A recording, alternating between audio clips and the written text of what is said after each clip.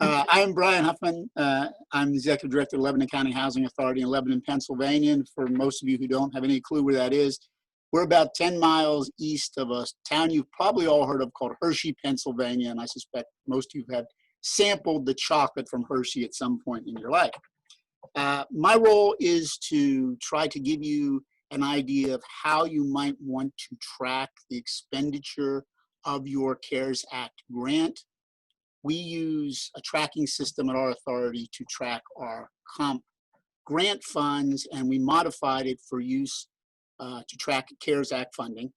This is an access-based application. You will be able to download the application after the webinar and a user guide that goes with it. You will need to have access on your PC to make it work. It's a fairly straightforward application, and I will give you a quick rundown of how we track costs and how it might be useful for you.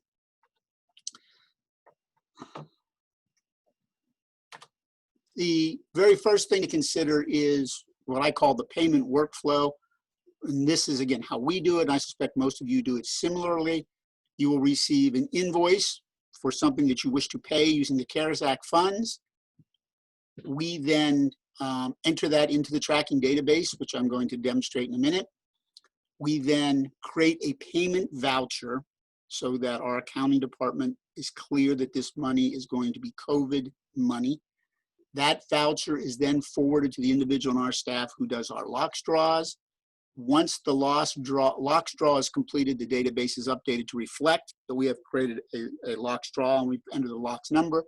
And finally, the locks draw form, our payment voucher, and the original invoice are all scanned into our computer system, so we have a complete tracking of the invoice, when it was drawn from locks, who drew it, and all of those components are together in one place for auditing purposes down the road, whether it's your IPA, whether it's HUD. So basically, what do we need to track? Obviously, your authority is the key player. The CARES Act grant, or grants, depending how many you have. And I think you all know your CARES Act grants are by AMP, and you have a separate grant, obviously, for your Section 8 admin fee. The vendors who you are paying with the money, the work items that are being done to use the money, the invoice from the vendors, and your locks draw. So those are all the components that the tracking database will use to account for your spending of your CARES Act dollars. When you start the application, you're presented with a menu. It's relatively straightforward. We ask you to enter first the information about your authority so the system knows who you are. I did set this up so you can actually track grants from multiple authorities. For those of you who might be administering more than one PHA, you can enter more than one authority's information. The grant, the vendors, and the work items, we'll talk about that in a minute. Your transactions and payroll menus, and again, we'll explain that, and then reports. And through all the screens, you'll see there's a button, Exit, that simply takes you out of the application. For authority information, this is just basic information about your PHA, your name, your address, your email, your contact information. Really, the only piece of information that's essential is your name, because it will appear on the reports, it will appear on your vouchers. The rest of the information is there if you want to use it to create additional reports or additional reporting that has your contact information on it. And as I said before, you can set up multiple authorities if you want to. The next screen is entering and viewing grants. You can use any combination of numbers that you want to identify your grants. Each grant has to be tracked separately. I think you all understand that. As I said, you're getting a grant for each of your AMPs. You're getting a separate grant for your Section 8 admin fee. Remember, this money, and I know Jason will talk about this in his presentation, these funds cannot be carried forward into either your public housing operating reserves or your Section 8 admin fee on unrestricted assets. So you have to track it separately, because if you don't spend it by the deadline, which is currently December the 31st, it will be returned to the Treasury. Once you enter the grant information, you simply put in the total amount of the grant, the expenditure deadline, which as we know is currently December 31st. Each time you then enter a transaction against the grant, it will keep a running total of your expenditures. So in this sample, this original grant was for $35,660. There have been 3 transactions or money drawn against the grant, and there's $27,665 remaining. So this is a very handy way of you being able to track what was expended from each of the grants and how much money you have left to spend. After grants, we need to set up vendors, and these are the people that were actually being paid. This will give you the opportunity to create reports that show who you specifically paid the grant funds to. And again, you need to set up a vendor ID. The system will apply that automatically. You can put in the vendor's EIN if you want to for tracking purposes, the vendor's name, address, city, state, zip code, all of the various contact information. And then some fields that are optional but might be beneficial. You can indicate whether this is a subcontractor for some other contract, whether this is a women business enterprise, a minority business enterprise, or a Section 3 business. This might be useful if you want to be able to track expenditures broken down by the demographics of your vendors. And then work items. Any item that you actually spend money on has to be created in the system. In our case, at our authority, we chose to spend a lot of our CARES Act money for public housing on utility costs. And that's mainly because they are regular and reoccurring, and it's simple to document. So in this case, this item is the natural gas bills essentially to one of our sites. The vendor number, in this case, that vendor is our local gas supplier. Account number, you can put anything in you want. I'm using for this purposes the account numbers we typically use for the comp grant program. So I'm separating out operating costs from improvements to site improvements to dwelling structures to dwelling equipment. You can set up any accounts that you want to segregate the tracking by. Contract number, that's just for our reference. If you were spending the money on specific things, I gave you the opportunity to put in a quantity and an estimated and a final cost. That might be a contract. You're buying PCs.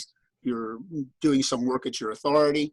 The project AMP number or project name, whichever you prefer, and then a place to put any comments. And just as with the grants, you will see at the bottom of the screen, it will keep a running total of all the expenses that you have charged to or paid to this particular vendor. So in this case, this vendor, the gas company has already received 2 invoices for a total of $246. There's also a screen that simply gives you a quick summary view of all the work items that you placed in the system. This, again, is just for your own use so you can keep track of what work items you've already established. Then we get into transactions, which is really the heart of the system. You can see you can add transactions, you can view and edit them, you can enter payrolls and display payrolls. And I'll talk about payrolls in a little bit. So to add a transaction, you simply go into the system, you enter the date of the transaction. That can be the date of the invoice, whatever date you want to track. A description, there's a drop-down box, as you will see. You pick whatever grant number you're going to expend for this transaction. You can put in your AMP number if this is a public housing expense, if you want to track your expenditures by AMP. In most cases, your grants are going to be already segregated by AMP, but if you have somehow ended up with multiple AMPs under a grant, you can segregate the cost that way. The payment amount, a drop-down list again, so you can assign it to a particular vendor, your account number, the work item it's going to be assigned to, a payment number if you just want to track the sequential number of payments that you're making to this particular vendor, an approved field. At our authority, we won't allow a voucher to be processed by the accounting department unless it is approved, so you can type in the name of the individual who's approving this transaction. And then a field that says processed. This is a field that will control whether a voucher will be printed. If you say processed equals no, then a voucher will be printed. If you say yes, it means as far as the system is concerned, you've already paid essentially this voucher and it is not necessary to print one. And this is explained again in the user guide in great detail that goes along with the system. And in comments, if you wish to enter any free flowing comments about this particular invoice. There's also a screen that just gives you a summary of your posted transactions. The top of the screen gives a quick summary. You can pick any transaction, and then it will give you much more detailed information at the bottom. So in this particular case, I highlighted a natural gas invoice that we paid on May 19th. And you can see that this has already been processed because it says requisition completed, yes, and it actually has the locks draw. So in this case, everything now ties together. We have the vendor, we have the grant, we have the AMP, we have the locks draw number. So it's easy to track every transaction through the entire process for an auditor, again, whether it's your IPA, whether it's HUD, whether it's the IG. Payroll is an additional feature that I put in here, and this is mainly, I designed it mainly if you're going to track or charge your personnel cost time, whether it's your maintenance men or your staff, to COVID-19, and you wanted to just track in general how many hours you were charging to COVID money. It's not meant to replace your payroll system in any way. It's not that detailed. It really is just a way to essentially create a voucher for that staff time. So in this case, the vendor number will be yourself. You set up your own PHA as a vendor. The work item would be, let's just say, I don't know, maintenance time spent on COVID cleaning. And you then would create a payroll report out of your payroll system, similar to what you would request from a contractor. It would list the employee, the number of hours they worked, and you just summarize that into this field that says total hours worked. It really just is a way to create a paper trail between the voucher and the draw of the COVID money back to whatever system you're using to account for payroll time. And again, this is just another summary screen. So in this case, we only had one transaction. It was maintenance employees costs, and we charged 18.5 hours. You can see the vendor is ourselves, the Housing Authority. And then there's a report screen. There are basically 5 reports that I gave you that I thought would be the most useful. We'll talk a little bit about how you can expand that and create your own reports if you're familiar with using Access. First report is the payment requisition. This is what gets created every time you enter a transaction. We create this voucher. This voucher gets attached to the invoice of the vendor. It goes to our staff person who does the locks draw. So that person has documentation that this is a legitimate expense that's going to be drawn from locks. Once they draw it from locks, then this voucher plus the locks draw voucher plus the invoice from the vendor goes to the accounting department. So they know the funds have been drawn in a timely fashion. They know when it's been drawn so that they can send the money out the door in a time frame that HUD's allow from the date that you've drawn it from locks. There's a report that breaks down all the funding by grant. So in this particular case, you can see we have three EMPs, so we have 3 grants. Grant number 1, you can see the transactions that we paid, grant number 2, and so forth, and it totals up the amount that we have spent for each grant to date. There's also a grant report by vendor. You can look at who you've paid and how much you've paid to each unique vendor using the CARES Act money. And then there's a payroll summary report. And again, this just gives you a running total of what you have, what work hours you have charged to the CARES Act funds, be they public housing maintenance costs, be they public housing occupancy costs, be they Section 8 admin fee costs that you're going to use for your CARES Act additional Section 8 admin fee dollars. And then I showed you, this is the final scanned packet that we put in electronically that ties back to everything that's in the database. So when we get audited, we can give them that one of those reports we showed you, and then we can pull up a copy. Again, you see there's a lock straw voucher, there's our CARES Act payment voucher, and there is the actual invoice from the vendor. So everything ties very nicely together. It's very easy to track. It's very easy, again, to provide documentation to your auditors. I don't know how many of you are familiar with Access. Some of you are very familiar. Some of you may not use Access at all. I know many people like to use Excel. Excel is a little bit limited when you get into this level of functionality where you want to do a lot of sorting of data and tracking of individual items. There's a lot of extra things that you can do with the data you put into Access beyond what I quickly showed you. And one of them is report export options. So when you run an Access application, and here's what you would actually see on the screen if you ran the CARES Act funding report, the one I showed you before that's broken down by grant, but I circled in red at the top of the screen, you actually have the option to export that into a variety of formats, Excel, a text file, a PDF file, you can email it. So the other great advantage of using Access is once the data is in it, you can do an awful lot of manipulation with that data that makes it very easy for you to communicate that to others, like say to put an Excel spreadsheet, whatever is most useful for you. I left this application open in a sense it is not locked down. you will be able to modify it to suit your needs if you're a little bit savvy with database language. Someone on your staff is. It's not terribly complicated if you just want to do some basic things. So I gave you the structure of the database. This is actually what is in there. These are all the different components and access. And I just gave you this so you understand kind of what's behind the scenes. And I also wanted to show you how you could export transactions, since that is what you most likely be interested in. So you go to the transactions, drop down menu on the left side of your access screen when you're running access. And if you pick transactions and export, you see you can export those transactions again into a variety of formats, to another access database if you wanted to, into an Excel spreadsheet. If you're running SharePoint at your authority, you can enter into a SharePoint list. You can just make it a PDF file, you can make it a plain text file, or you can make it an XML file. So once again, once you enter the data, it really gives you a wide range of uses to make the data available to your staff, to someone outside the agency. If you get a congressional inquiry and they want to know how you spent your money, you can very easily take those transactions, sort them in any way that is beneficial to your agency, which again is the real benefit to using a database to track the information. The little bit of time that you put in upfront entering the transactions really pays dividends at the other end when you need to account for these funds. And I don't think there's any of us who do not believe that somewhere down the road, there's going to have to be some reckoning of how we spent this money. And the easier it is for you to provide that information, obviously, the better for your organization.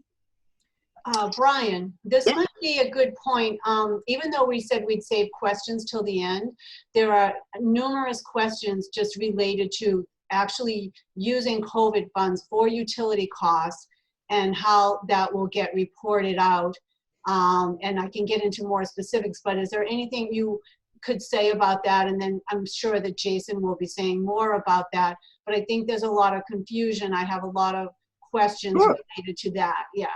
So after extensive discussions with the department, I know there was a lot of initial confusion. There certainly was. I'm in Region 3 here in the eastern part of Pennsylvania, and there was a lot of confusion initially about what were and were not allowable uses for the COVID funds. After discussions with the region and then discussions with people in Washington, I had discussions with people at central office, as I know Tim did, so did NARO, so did other industry groups. It has been determined that any allowable operating fund use is an allowable COVID use. So obviously you can use your public housing operating funds to pay your utility costs. That means you can use your extra COVID money, your CARES Act funds, to pay your utility costs. You can use those funds to pay your insurance bill. You can use those funds to pay your IT expenses. Any allowable cost that you are currently spending operating dollars on in the public housing program are eligible under the CARES Act.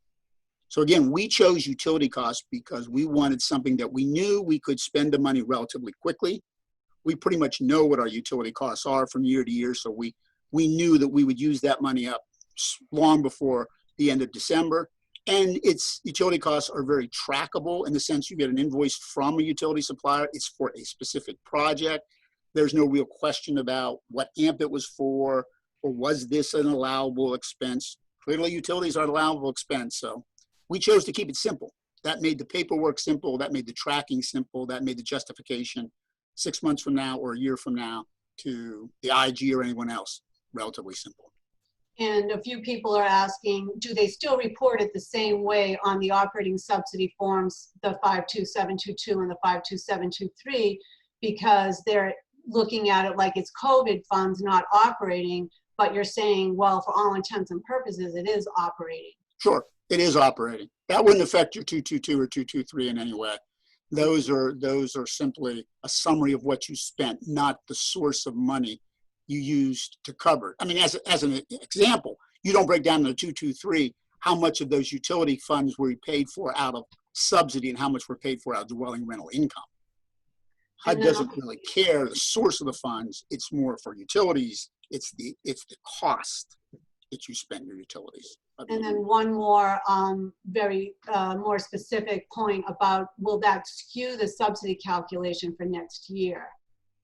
No, the subsidy calculation is not in any way based on your COVID money. No matter what you spend your COVID money on, your subsidy calculation is still based on the operating fund formula. And that in no way was affected at all by the extra COVID money. You just have to look at the COVID money as a one-time additional infusion of operating subsidy. So the specific follow-up to that is that it's unknown how CARES will be recorded in REAC FDS. So if utilities are expensed in the CARES Act and HUD staff attempts to reconcile the cost on the subsidy calculation to the FDS, there could perhaps be an issue? Well, I think no one knows for certain yet, and Jason can talk about this, and I think David can talk about this, exactly what HUD's going to do accounting for the CARES Act money. Though I think all of us believe there will be no change to the FDS. I don't believe HUD has either the time, the inclination, or the capacity to change the FDS. I think all of us believe that the CARES Act money will simply go in as subsidy income, just as any other subsidy income you receive, and it will just get mixed in to that line item of the FDS. If there is going to be any breaking out of the CARES Act expenses, it's on the expense side.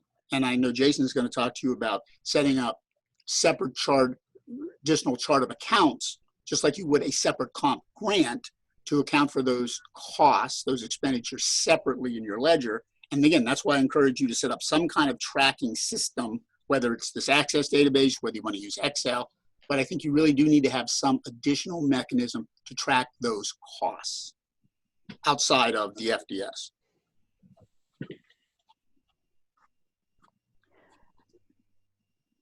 Okay, why don't we, Jason, could you try your mic again, please? Yes, can you hear me now? Yes, we can. Brian, if you don't mind, stop sharing and turn it over to Jason.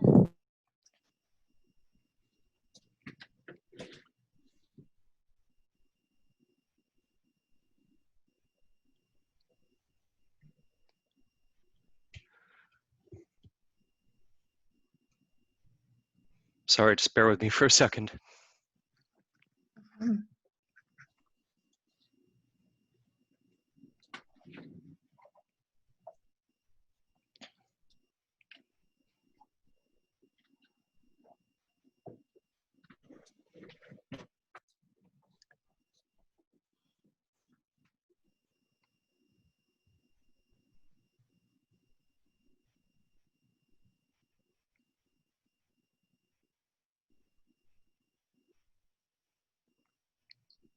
Okay, can you see my screen?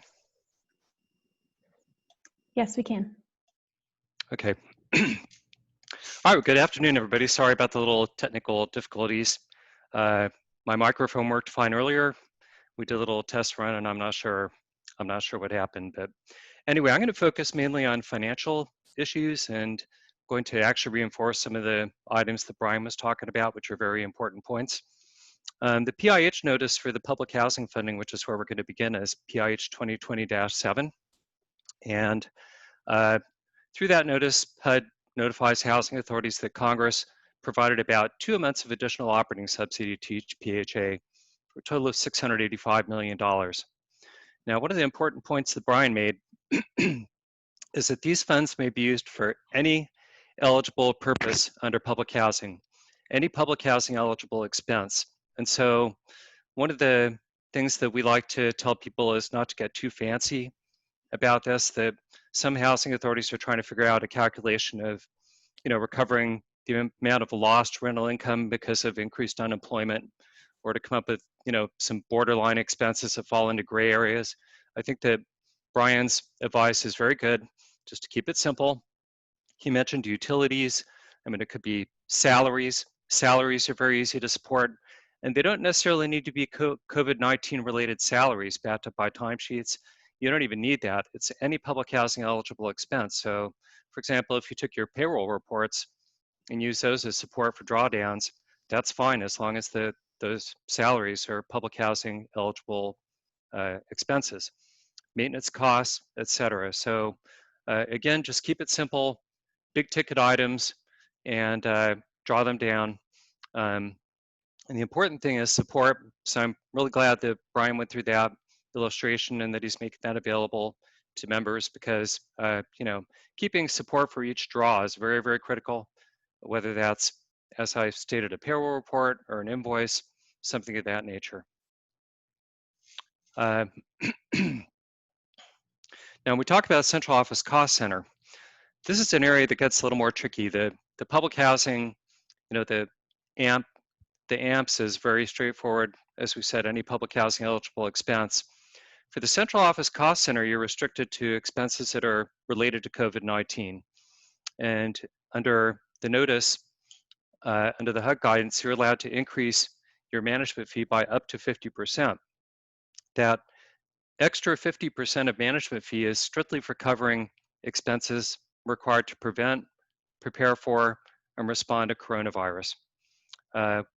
That additional management fee must be supported by invoices or payroll records or whatever that show that it's COVID-19 related. Once you pay that additional management fee over to the central office, you can draw down the money in the AMP to recover that management fee out of CARES Act funds. Another point that should be recognized regarding COCC is that HUD waived the requirement to have excess cash before charging an asset management fee. So AMPs that even that do not have excess cash are permitted to to pay asset management fee over to the central office cost center. A few points on the capital fund, and really what we're going through now is some background, but HUD is lifting all limits on budget line item 1406, which is where you can use your capital funds for operating purposes. So PHAs, even PHAs with more than 250 public housing units, are permitted to go up to 100% of their capital funds in budget line item 1406 operations. Another important change in the capital fund program is that HUD has increased the capital fund management fee or administration if you're not fee for service. But the capital fund administrative category is increased from 10% up to 15%. Now this one does not require substantiation that the cost has COVID-19 related expenses to back it up. You can automatically take 15% instead of 10%. The strategy here is to make sure and draw down those capital fund management fees or the additional administrative cost during the period of 2020. As of January 1st, 2021, unless HUD does an extension, it's going to go back to the previous limits. And so the smart thing is to draw down this money while it's available. HUD is also creating a new budget line item within the capital fund 1509 that has subcategories related to coronavirus. I don't recommend using these categories because you've got the flexibility to be able to put up to 100% of the capital fund in 1406. So why go through all that trouble and epic of creating the new BLI and having to show that it was coronavirus related? You're better off just drawing down the money through operations. It's much simpler.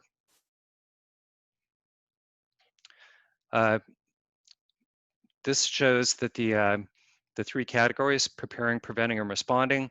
If you want details, we've got limited time today. So details are shown in Notice 2020-7 and also in COVID-19 frequently asked questions as far as some of the items that HUD considers permissible. But once again, the easy way to do this is just to use it for normal public housing eligible expenses. I'd like to talk about some accounting issues concerning public housing. You should look at this as if it's a grant. You cannot roll any CARES Act funds into your operating reserves or your unrestricted net position. This is dollars in and dollars out, just like the capital fund program. So you need to have a cost incurred that's a eligible cost. Then you make the drawdown, and at that point, you're breaking even, and there's no net income to be made off of this. Brian talked quite a bit about maintaining support for each draw. He did mention possibly changing your chart of accounts. Believe it or not, I do not recommend that as far as the expenses are concerned, because any public housing eligible expense qualifies. What I do recommend is maintaining a spreadsheet. On the spreadsheet that you have a list of what invoices or payrolls were taken from each draw. So if you've got 4 invoices that add up to $10,000 and you make a $10,000 draw, that's your support. This could literally be on a spreadsheet, and you need to keep the invoices or whatever other supporting documentation that adds up to $10,000 in support of that draw. I do recommend that you create a separate revenue account, one income account per AMP, 3690.xx, or wherever you have your operating subsidy in your chart of accounts, to create a separate operating subsidy account. And then at the end, the spreadsheet that we're talking about, along with all the supporting invoices and so forth, should add up to the total of that revenue account, because you need to make sure you've got invoices and you know, a spreadsheet to show what exactly that money was used for. You can add accounts to your general ledger, but I don't think it's necessary, and if anything, it just complicates things. The spreadsheet and the backup invoices or payroll records or whatever could be stored in a binder. Could either be a printed copies, like a 3-ring binder, or it could be something electronic that's on the network, or both. I'd like to talk a little bit more about the COCC just briefly. If you are taking additional management fee, as you're permitted to, up to 50% increase in the management fee, bookkeeping fee, and asset management fee, I do recommend that you keep a separate spreadsheet on those supporting what the money was used for. That's a little bit confusing. I've gotten a lot of questions via email concerning this one, so I just wanted to show you a little example. My recommended approach is that the related COVID costs that were incurred by the COCC be converted to a PUM, so that you express this as a per unit month amount. You then compare that to the management fee, bookkeeping fee, and asset management fee to make sure it does not exceed a 50% increase. The third step is then you charge the supplemental fee up to 50%, with that being, you know, management fee expense on the AMP, management fee revenue, and COCC based on what that per unit month amounts to. And there are other approaches, of course, but this is easiest to me to understand and document. So as a point of illustration, if a PHA had a property management fee of $70 and 500 public housing units, $10,000 in COVID-related costs were incurred in the month of April 2020. $10,000 divided by 500 units is $20 per unit month. And because $20 is less than 50% increase in the normal $70 fee, you may then draw down $10,000. And what would happen then is you would charge the $20 per unit month additional management fee to the AMPs, and putting it again back on slide 11 in these new management fee accounts. So you set up a new account for project management fee for COVID-19, bookkeeping fee, and asset management fee. So hopefully that makes sense. That's it for public housing, CFP, and COCC. I'd like to talk briefly about housing choice voucher, and there's some overlap here. There's some similarities between public housing and HCV, in that you know, it's about 2 months of funding that's provided. And the slide talks a little bit about how that's calculated, but it's basically taking the average monthly administrative fee 2018 and 2019 multiplied by 2.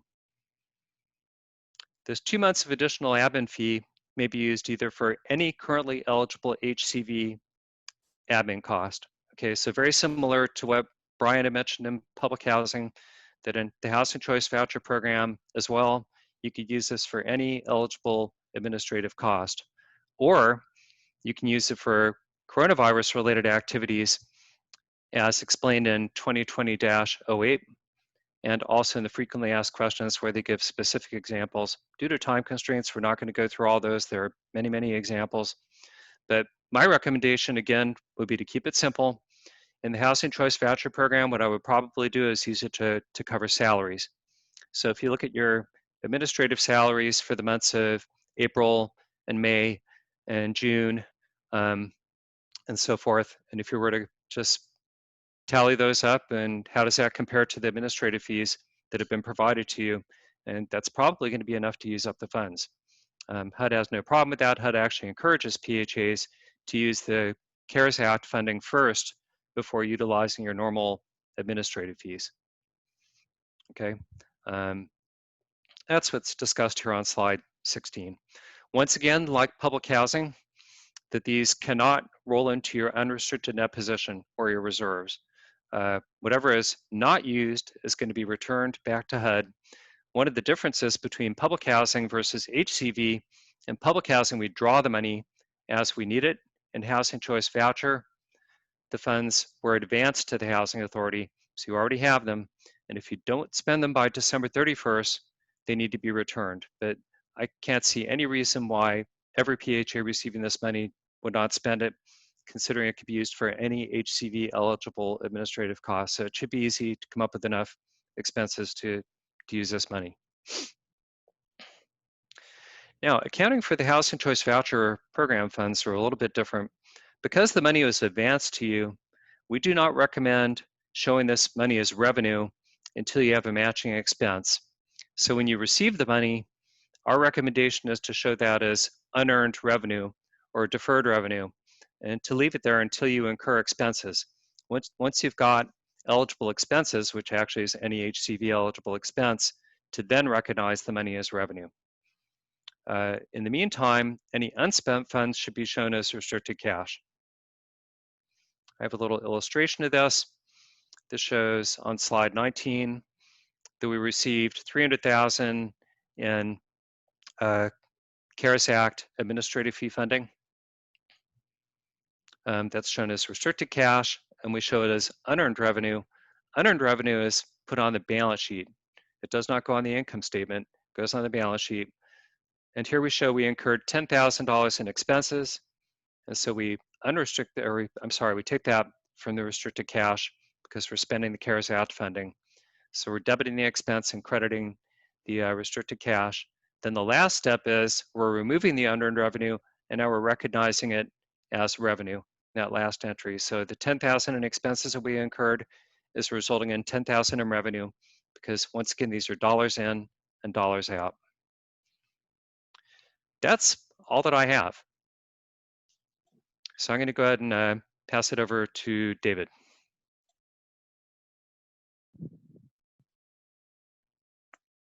David, you're on mute.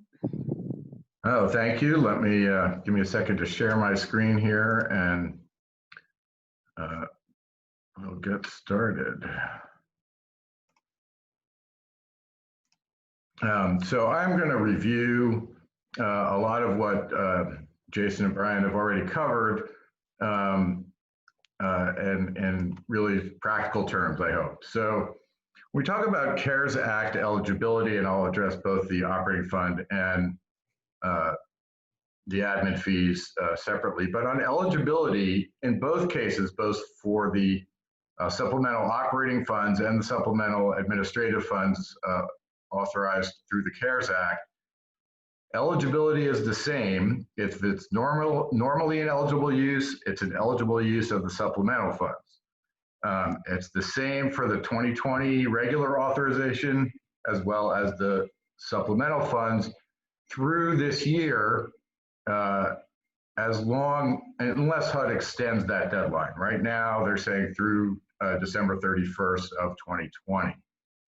Now, there are a couple of exceptions to that. All right, why isn't this advancing? There we go. So on operating funds, I want to emphasize that whether it's an eligible cost is really a separate issue from the requirement to have an expense before you draw down the funds. So try to separate those things. So the eligibility is the same, as I mentioned. If it's a regularly eligible expense under the operating fund, it's an eligible expense under the supplemental operating funds. Other expenses, so there's those eligible costs, right? One is any regular activity under the operating fund or under the capital fund. And then there's this added group of newly eligible activities of preventing, preparing for, and responding to coronavirus.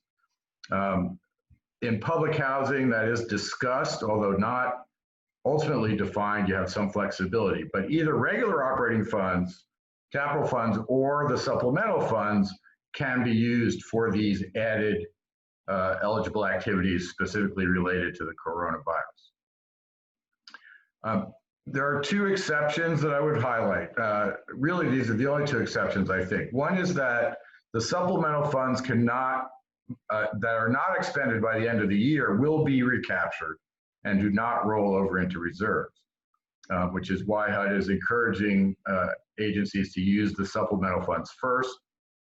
And supplemental funds are subject to the drawdown rules and procedures normally applicable to capital grants and other restricted use grants like Hope 6, Choice, Ross, etc.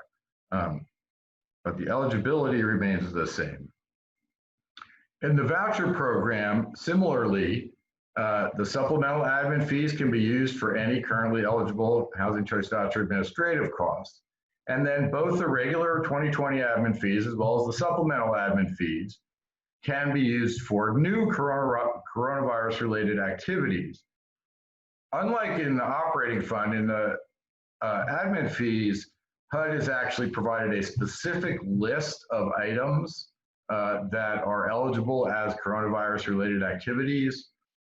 You can request an item be added to that list, and they should be updating it, and there are links at the end of this PowerPoint to both of those things.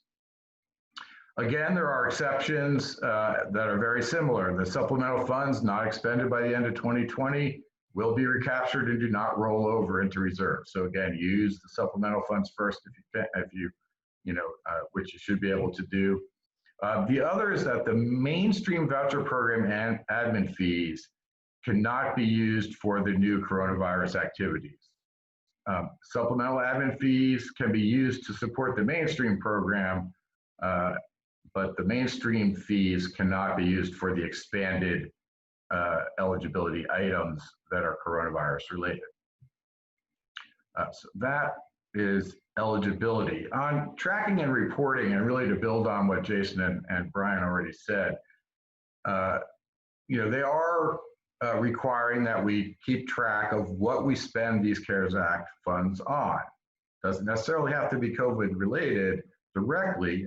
Personally, I think for a lot of this, public housing operations and administration of the voucher program, there's a lot of costs. It's not clear necessarily, if it's COVID related or not. I mean, everything we do now is impacted by the coronavirus. So trying to define, is this a coronavirus related cost or not, can get tricky, and it's not really necessary if we just use it for regular costs. So you could modify your chart of accounts and the accompanying practices so people are using the right account numbers. You can adapt, take an existing grant fund tracking mechanism that you have and adapt it to the CARES Act funds, as Brian's example, using Access. Or you could create a supplemental schedule of some kind, whether it's an Excel or other spreadsheet, just to track those expenses. I think it's important to, as Jason said, supporting each draw is critical, to have specific expenses related to each drawdown and the operating funds. And I think Brian's, I think it was the second or third slide, talked about components of tracking, and here's the pieces that you need: the draw, the invoice, the payment information, and those are the key items regardless of what mechanism that you choose to use to track those funds. In terms of continuing, as I say, the tracking system should be able to reconcile and match up to the drawdowns and the supporting documents for your operating fund. The more robust your tracking system is, such as Brian's example, then the easier it's going to be to produce different kinds of reports later. There'll be less manual work. And since we don't yet know all the reporting requirements, that can be useful. In terms of what we anticipate, we think that at one level, there's going to be some reporting on the supplemental funds that'll be the same as the regular reporting. We don't expect real changes to the FDS. As I think Brian mentioned, this is just an added appropriation. Although you have this weird different drawdown thing, it's just like getting, oh, we had extra money, we're increasing your proration. So here's some extra dollars. So the tracking should be the similar, whoops. And then there will be some additional reporting required as HUD and Congress look more closely at the expenditures. They've not really defined what that will be, but as long as you have a easily accessible record of what you spent the funds on, then you should be able to provide whatever reporting that they are looking for. In terms of that, one of the things in the CARES Act language itself includes a reporting on a per project basis, as well as a requirement to report on jobs created for each project. Now, we've been told this is a holdover from the Recovery Act of 2009, I think it was, American Recovery and Reinvestment Act. We have advocated with both HUD and Congress to try to fix that, because ARA was a capital fund program, and this is not, and so tracking on a project or jobs, there's not going to be a direct link there. However, one thing we do suggest as a possibility is that you can establish a project that might be something like operations under COVID-19, or utilities, or IT upgrades as a project or a work item, as Brian described it, in order to sort of plug things into that format if that's what they continue to require. So that's what we are anticipating with reporting.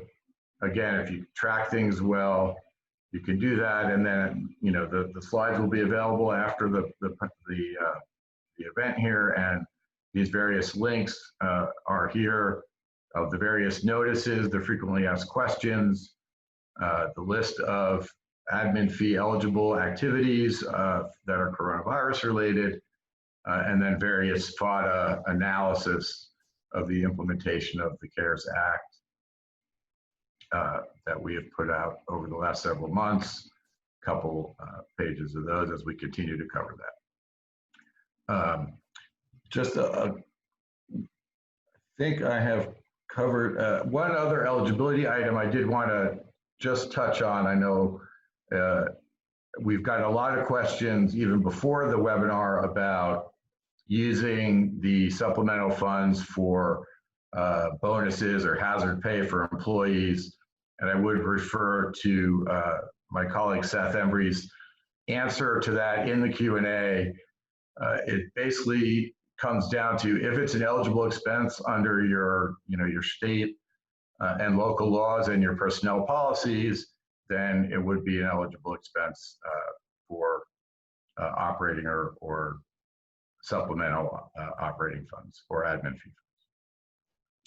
So that's all I have. And I guess I'm going to turn it now back to Arlene with our remaining time. We're going to try to address other questions that have come in through the Q&A that were not addressed there. So Arlene. Okay. Thank you, David. So first, let me say that a lot of this information is also provided in the most recent advocate dated June 24th, and that was emailed out to everyone yesterday. So you can look at that if you're not clear on some of the things that were said. And all of the links and the slides will be made available to everyone, so you can look through them all. And what David just said about salary issues, also some people asked about hazard pay, overtime, incentives. Again, if all of that can normally be paid through your housing authority, then that's all included. So first, I think I'll go to the questions we received prior to the webinar, and then try to work through everything we got today. So there is one question. It's kind of in line with what we were just talking about. In terms of if housing authorities are going to use those COVID funds for all these personnel salary related issues, a question was, does the housing authority need board approval, or is it up to the executive director? So would somebody answer that? This is Jason. Are we talking about for a specific expenditure? Related to payroll. So if a housing authority executive director wants to use these funds to pay for any of those kinds of things that we just described, salary, bonuses, payroll, all of that, could the director do that on his own, or does he need his board approval to do so? Well, this is my opinion, that if it's within the budget, if it is within budgetary constraints, you do not need separate board approval. But if that's going to take you over your budget, For example, some people are, they're paying people time and a half, which is going to put them significantly over budget on administrative salaries, or they're paying out, incentive payments or bonuses or whatever. Those I think should go to the board if they're not included in the current budget. They should go to the board with a budget revision. Okay, thank you. Yeah, and I would agree. It depends on what your local policies are, your agency policies are related to what requires board approval. Sorry about that. Okay. And another question. Is any of the information available for VMS and FDS reporting for CARES Act? I'll answer that one. Both David and Brian said that significant changes in the FDS are not anticipated, but that remains to be seen. Yeah, we don't really know what they're going to do at this point. And the reporting in general, the information has not been supplied by HUD, but it's going to be coming soon because there was some reporting that was required within 10 days after the end of the quarter, which would be July 10th. So we're anticipating more information to be forthcoming soon. Okay, thank you. Okay, let me go to some other. Well, David did sort of address this. Will HUD extend the deadline to use the funds?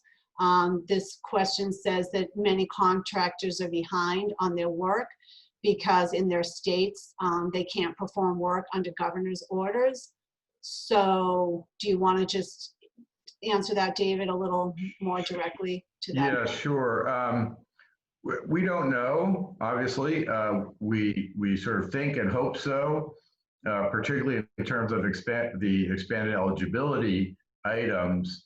In terms of using the funds that have been awarded, it's roughly 2 months worth of funds. You can use it for any of your regularly eligible activities.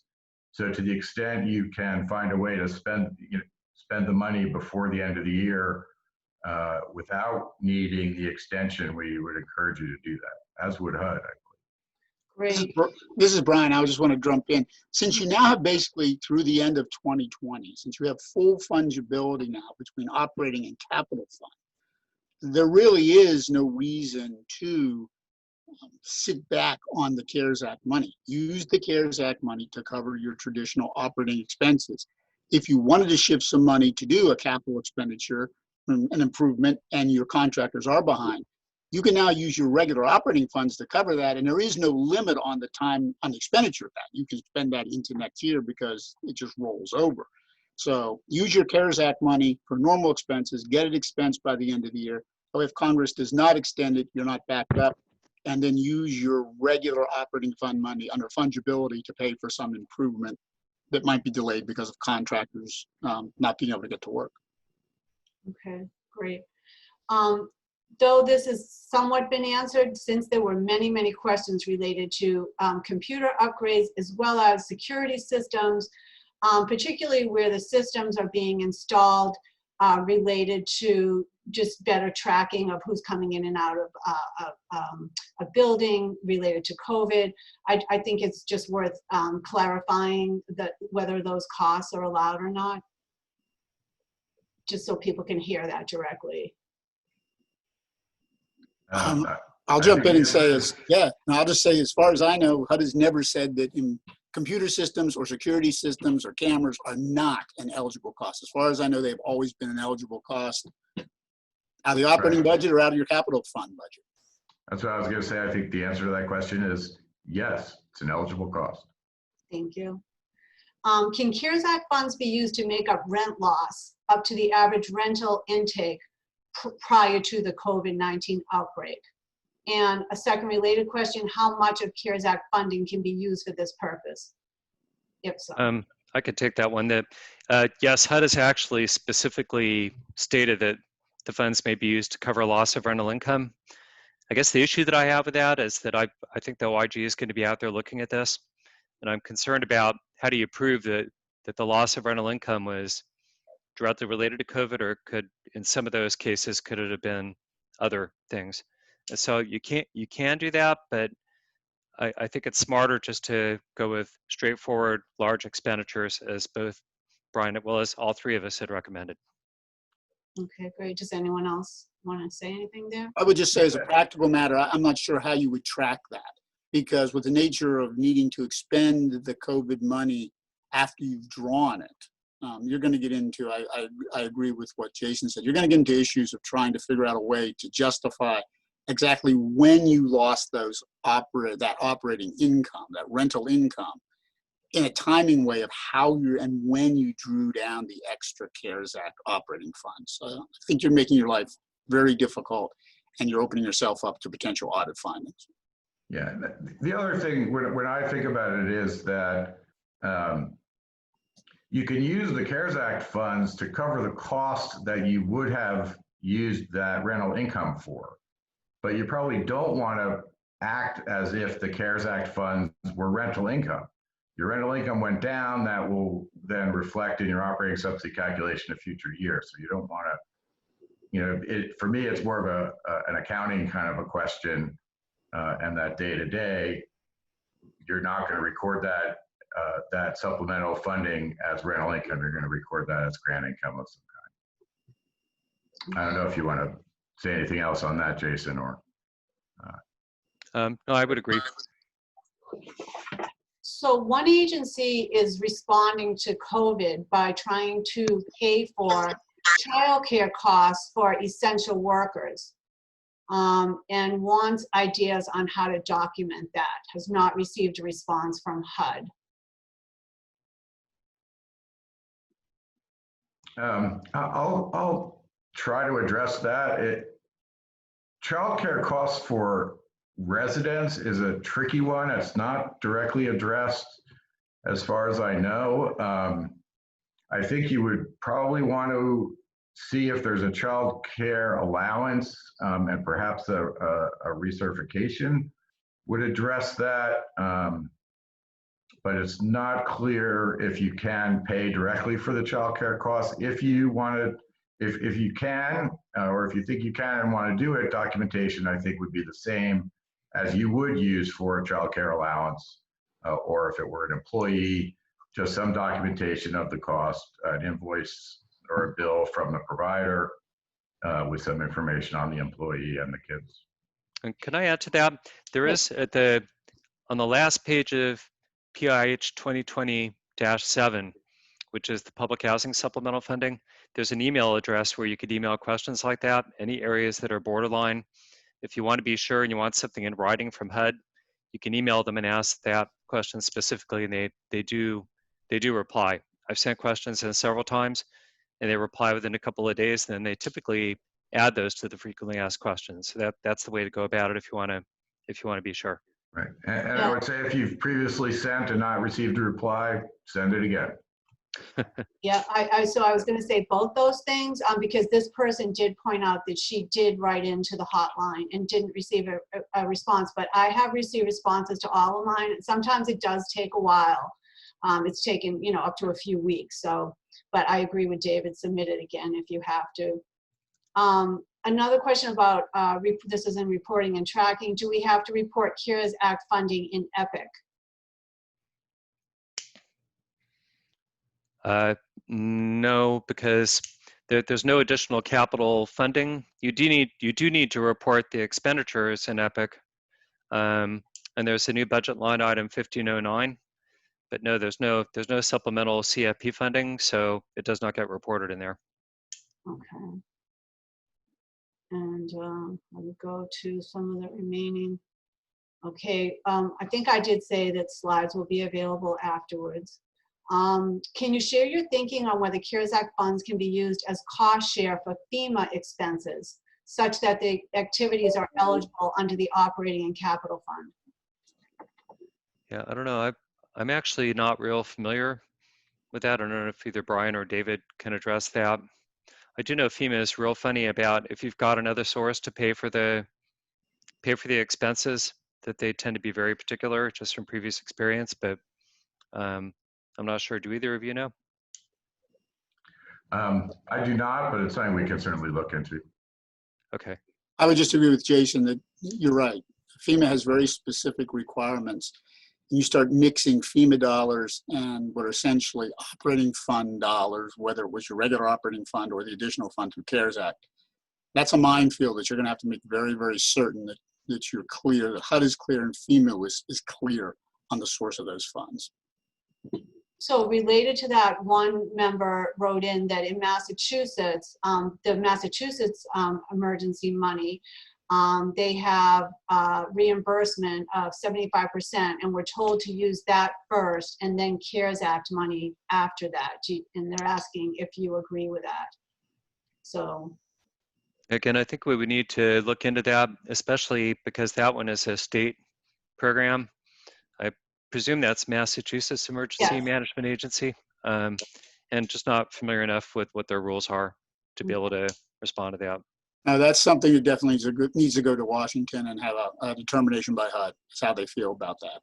Yeah, so that member should probably write to that number that Jason mentioned, the email address, because we are getting responses from there. I would like to say that the CARES Act money, if not spent, goes away. So I'm not sure that it seems like the best idea to use the MEMA money first and then CARES Act, because your CARES Act money will expire.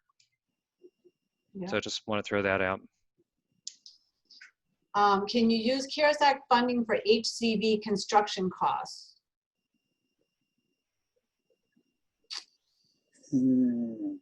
So that I think would be, I mean, I'm not sure when you say HCV construction, if you're constructing offices or units, but to the extent that you are supporting landlords, you may be able to get an approval to use that, but under the voucher program, you have to, it has to be on the list. Oh, you know what, David? Actually, she added to the question, then she said to remodel waiting rooms, Oh, etc. thank you. And yes, yeah, you can if it's like an area where you do intake for the housing choice voucher, even if that's within your central office cost center. That's definitely a frontline. That's an area of the central office that is related to frontline activity. So I don't see why not. No, I agree. It would be a Section 8 admin fee cost expense that would be eligible. If you were running an office to run your Section 8 program, as an example, you could certainly use your admin fees to remodel your waiting room. Yeah. And when we were talking about the child care benefits, someone was asking, is that benefit for children under 13 years only? Because I suppose under COVID, if you have emergency workers working all night long, people might want to have child care for older children and not leave them alone all night. I'm guessing that's the thinking behind it.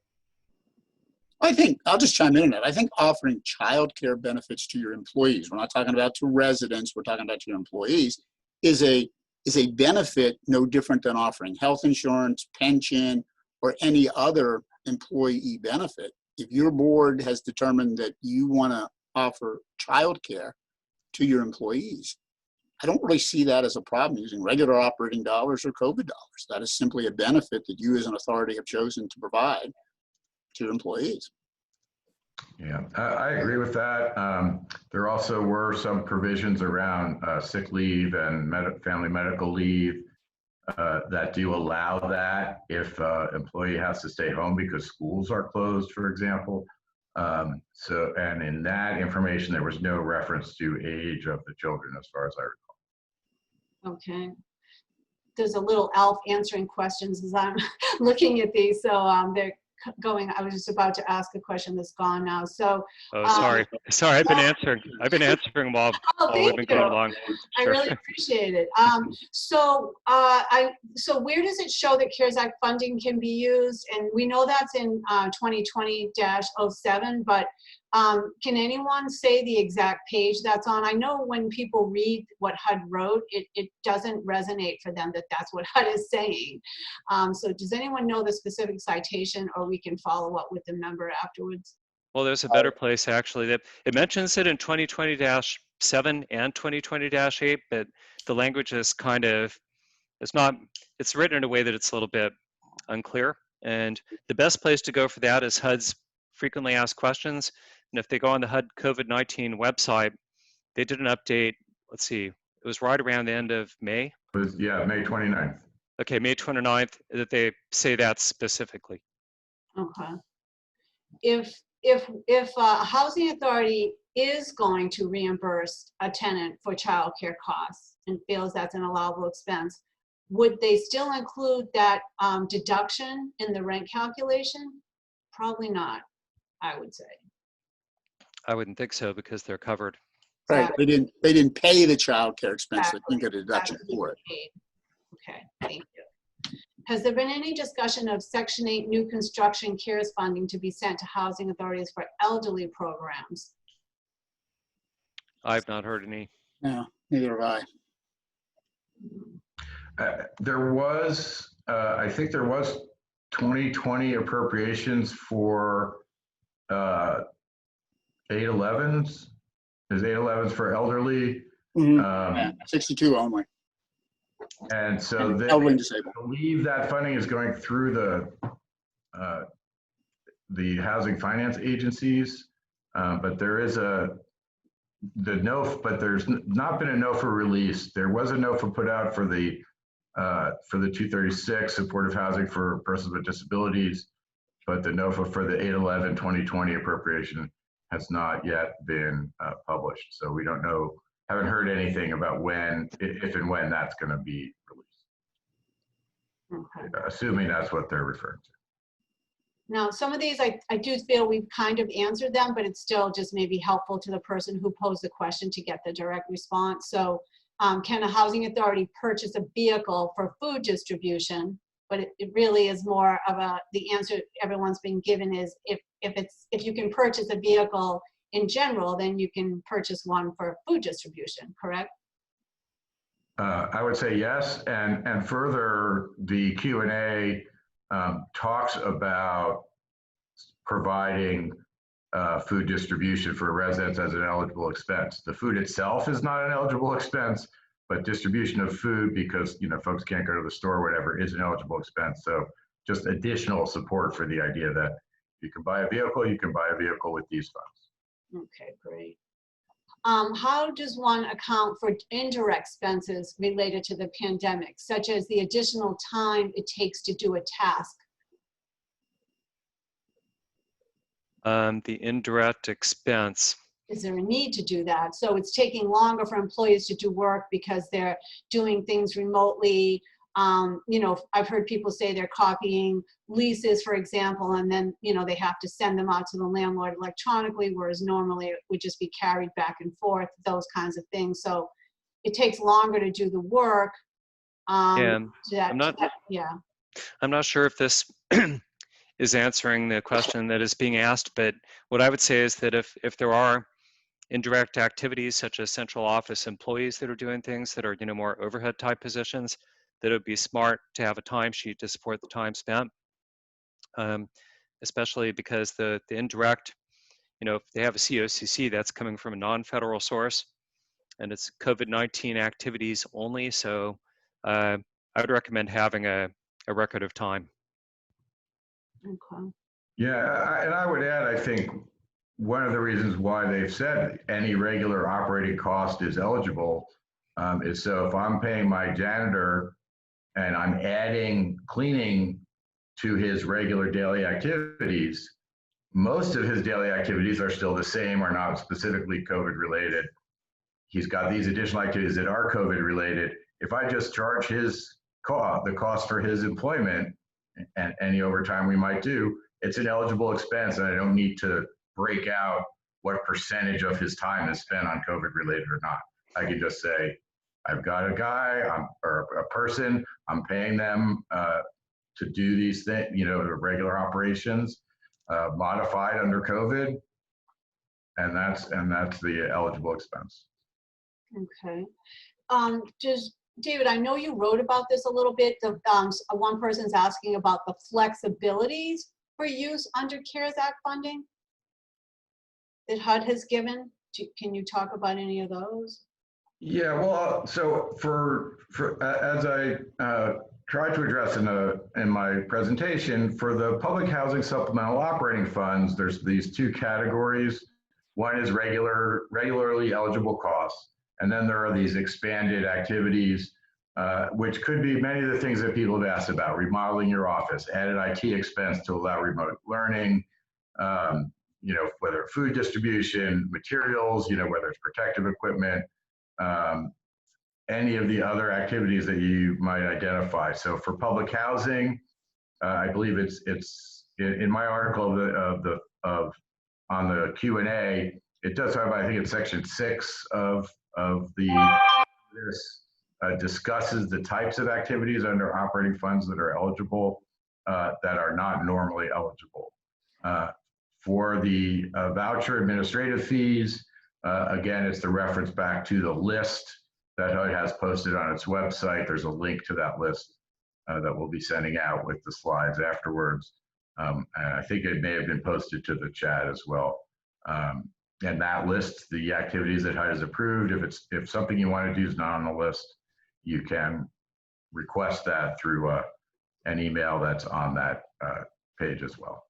Okay, this is an interesting question. Can we assist an HCV participant with their portion of rent when they've gotten behind? And I'm assuming because they're maybe maybe their income hasn't gone down, but they're using more of their other income that they don't pay on rent for maybe things that relate to COVID, other expenses they've had to incur.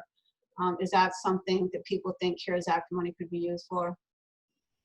I think that one is really getting into a difficult area. I've had that same question posed for public housing where people wanted to, you know, in one case, the PHA's board wanted to waive the rent charge for the month of May. I don't know, a lot of that is defined by program regulation or sometimes by statute, right? I don't know what you think about that, David and Brian, but I would agree with you, Jason. I don't think you can, I do not believe paying a tenant's rent essentially is an eligible use of public housing operating funds. And it's certainly not a use of the admin fee. As many of you know, we have been asking Congress for years to allow us to use a portion of admin fee to essentially offset HAP or the other way around. And HUD has said uniformly, no, you cannot do that. Admin fees are to cover admin expenses, HAP's to cover HAP.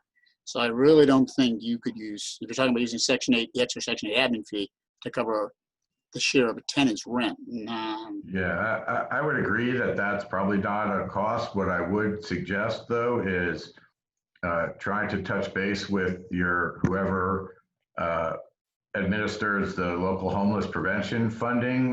There was significant additional dollars provided to the emergency solutions grants and the continuums of care, which does have money specifically for that type of activity. So there may be some resources to assist that tenant, but not with the supplemental operating or administrative fee funds. Okay. There's a question here about when HUD will be issuing funds related to increased HAP costs due to COVID-19 related items. And I would say that HUD has been telling us that that will happen in July. Initially, they were saying late July, and on one more recent call, when we speak with HUD weekly or every other week at least, they had said maybe early July. So it should be very soon. I don't know if, Jason, if you've heard anything more specific than that. no, I have not, Okay. not regarding that particular source. But that's what we've been told so far. But Arlene, there was one that I wanted to just Yeah. mention. It's come up a couple times. I've been monitoring the question and answer, and people are asking for more detail as far as how they're going to receive the slides. Are they going to be emailed to them, or do they put on the FADA website? Do you know? Blake, can you answer that? I know they'll be available on the FADA website. They will be available on FADA's website. All the handouts will be available on the site later, either later today or certainly by tomorrow. And what about the Q&As, Blake? Will we be showing all of those, whether they were answered live or answered in writing? As we did with the previous one, we'll produce another document that should have the questions and all of the answers that we've given posted as well. Okay.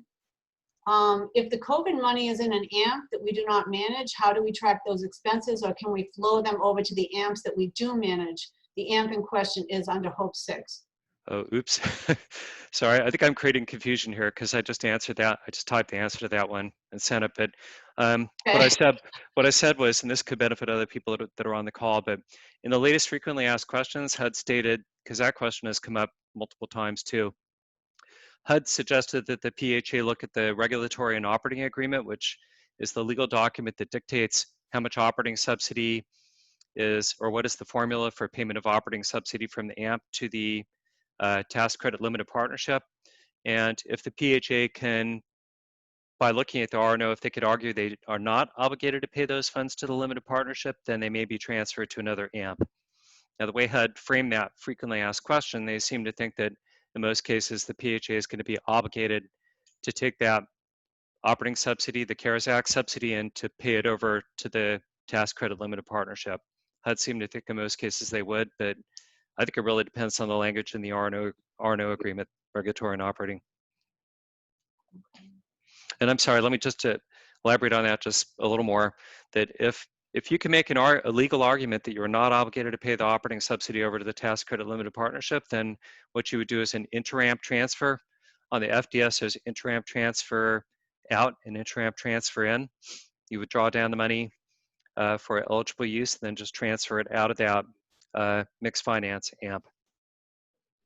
Okay. There's a question about the use of funds going back to which date, and we know from the HUD notice that it's from March 27th, 2020, but this person is asking, they say we started preparing for COVID from March 3rd after the first case was reported, so why can't they use that money? Because the statute was pretty clear, March 27th. Thank you.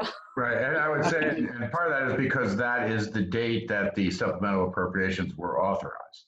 That's when it became law, so that's when it became available because of the flexibility of the operating funds. So you can use extra, use your regular operating funds for those additional costs prior to March 27th, and then use the CARES Act funds for any and all eligible costs beginning March 27th until the funds are exhausted. Okay. Do we account for the additional funding in calculating the 12% management fee? I saw that one, and I'm not clear what they mean by the 12% management fee. There's a 12%, well, I guess they're talking about Housing Choice Voucher program. And the answer there is that there's no increase in the HCV management fee. The HCV management fee is 12%, that's 20%. I'm not sure what the 12% is. There's $12 unless they mean $12.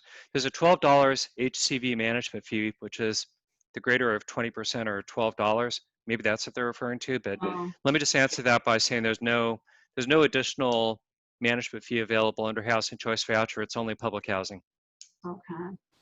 This is a good question because we've heard about this from HUD directly. My field office informed PHAs that once COVID funds are drawn down, they must be spent within 3 days.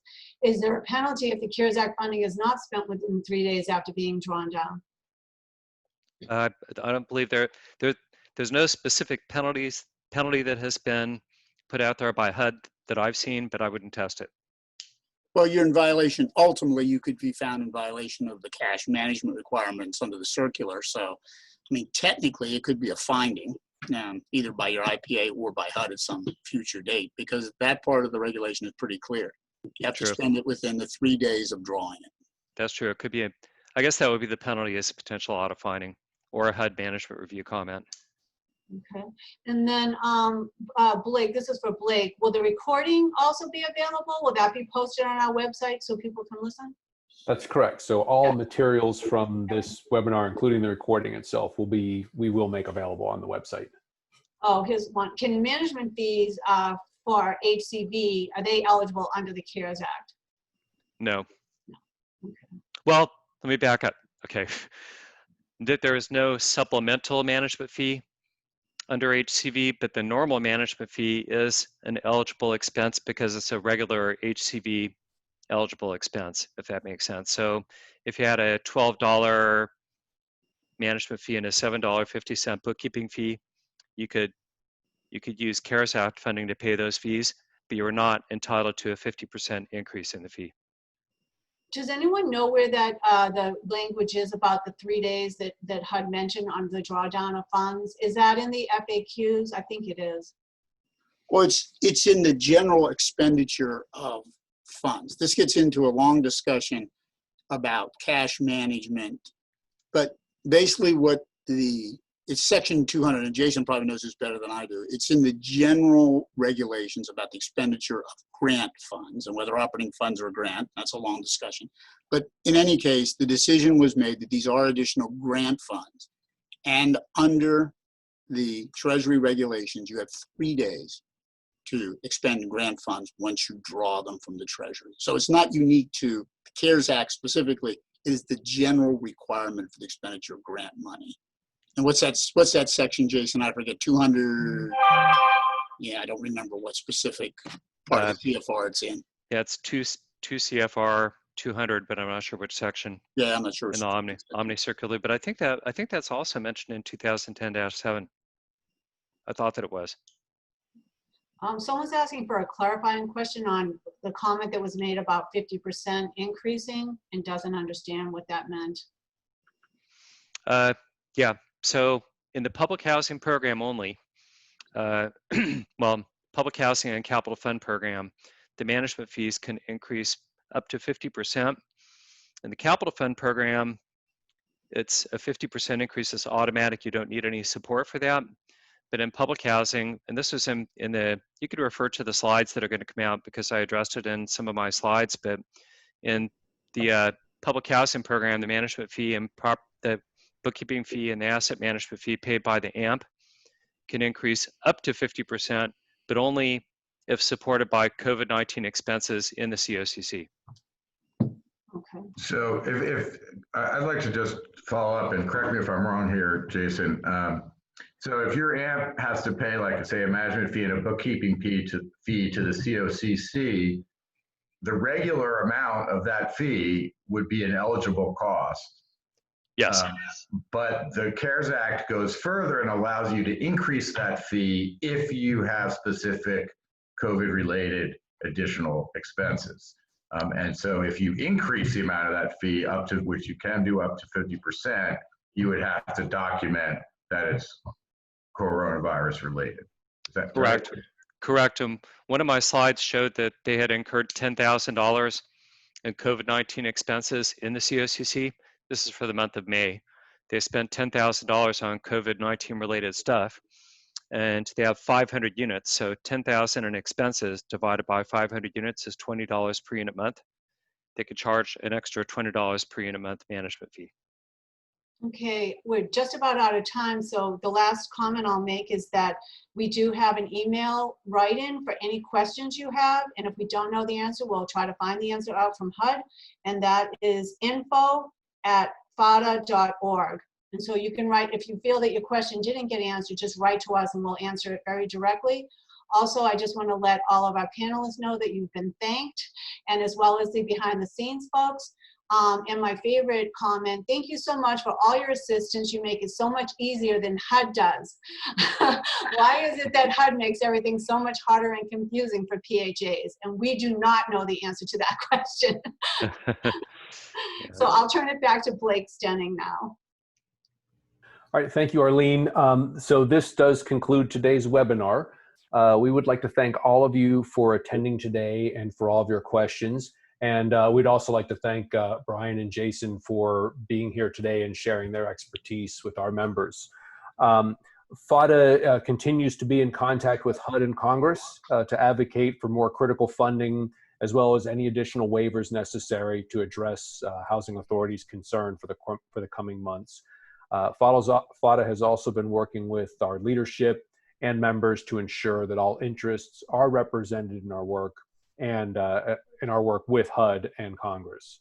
And as Arlene just mentioned, if there is anything you need that you feel is not being addressed, please do let us know as soon as possible by emailing info@FADA.org. So again, just a reminder that the recording of this webinar will be available shortly on FADA's website. Also, be sure to register for our next webinar, which will occur on June 24th. And the subject of that is putting CARES Act funding to work, innovative uses and strategies. In just a moment, you'll be redirected to a post-webinar survey, and we welcome your participation and feedback. And finally, we appreciate your time today and thank you for the hard work that you are doing every day serving your communities during these difficult times. FADA will continue to keep you informed of the latest industry information online, on Twitter, via email alerts, video briefs, and with more webinars like these in the near future. So thank you all very much. Thank you. Thank you. Thank you, everybody. Take care. All right. Thank you, everyone.